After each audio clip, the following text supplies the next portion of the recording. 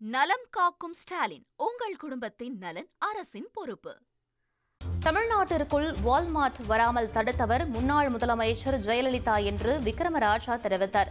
திண்டுக்கல்லில் நடைபெற்ற தொழில் வர்த்தகர் சங்க கூட்டத்தில் கலந்து கொண்ட பின் செய்தியாளர்களுக்கு பேட்டியளித்த அவர், திருச்சியில் அமையவுள்ள டிமார்ட் வணிக கட்டடத்தை முற்றுகையிட்டு வருகிற 30ஆம் தேதி போராட்டம் நடத்த இருப்பதாக கூறினார். கேரளாவில் வணிக வளாகங்களுக்கு அனுமதி தராமல் வியாபாரிகளை பாதுகாக்கிறார்கள் என்றும் அவர் தெரிவித்தார்.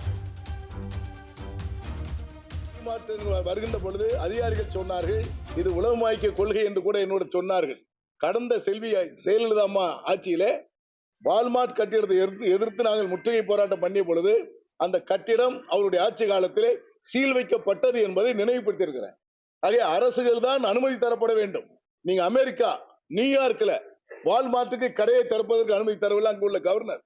காரணம், அங்குள்ள 8 லட்சம் வியாபாரிகள் பாதிக்கப்படுவார்கள் என்ற அச்ச உணர்வோடு அவர்கள் பதில் தெளிவாக சொல்லி இருக்கிறார்கள். ஆனா தமிழகத்தில் மட்டும் சாதாரண வியாபாரிகள் பாத்தீங்கன்னா, தலைச்சுமை வியாபாரிகள், சாலையோர வியாபாரிகள் 35 லட்சம் பேர் இருக்கும். 35 லட்சம் பேர் என்பது குடும்பம். ஆகவேதான் 1 கோடி வாக்காளர்களை உள்ளடக்கியது தமிழ்நாடு வணிகோட பேரமைப்பு. எங்கள் வாக்கு சிந்தாமல் சிதறாமல் வர வேண்டும் என்று சொன்னால் அரசு எங்களை பாதுகாக்கப்பட வேண்டும் என்பதிலே நாங்கள் உறுதியாக இருக்கிறோம். நலம் காக்கும் ஸ்டாலின், உங்கள் குடும்பத்தின் நலன் அரசின் பொறுப்பு.